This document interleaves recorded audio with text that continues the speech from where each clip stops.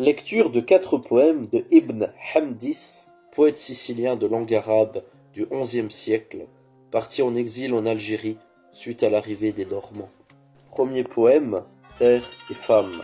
Je me souviens de la Sicile, et la douleur en réveille le souvenir dans mon âme.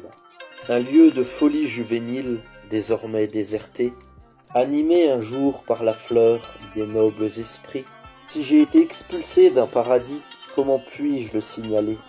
Si ce n'était pas l'amertume des larmes, je croirais que ce sont les fleuves de ce paradis. Deuxième poème, Ma Sicile.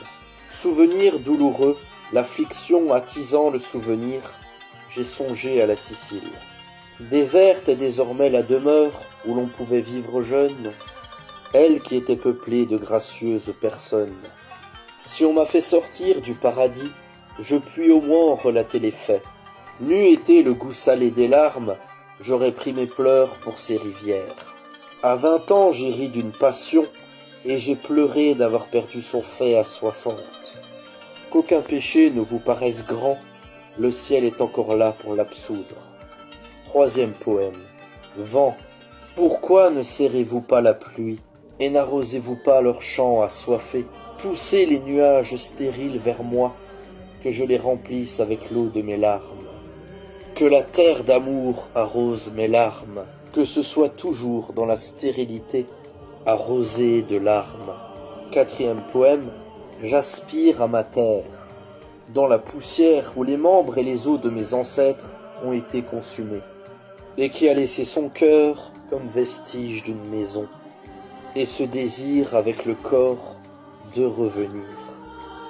Si vous me le permettez, je vous propose une petite analyse littéraire du troisième poème, plus précisément de la fin du troisième poème, parce que je pense qu'il y en a plein qui vont pas forcément saisir la puissance de ce poème. Il s'agit bien sûr de ma propre interprétation, mais je pense que Ibn Hamdis a écrit ce poème en période de canicule. Et il va se mettre en parallèle, lui qui ne fait que de pleurer, avec les nuages qui ne versent pas une seule goutte de pluie.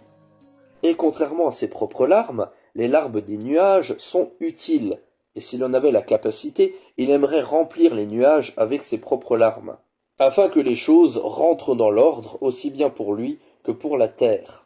Il aimerait alors rentrer en Sicile et sentir la terre de ses ancêtres. La terre de la Sicile absorberait ses larmes. Et il aimerait que son visage devienne stérile, donc qu'il cesse de pleurer. Et les seules larmes qu'il accepterait de voir couler sur son visage seraient celles des nuages, donc la pluie. L'ordre serait rétabli, il serait heureux.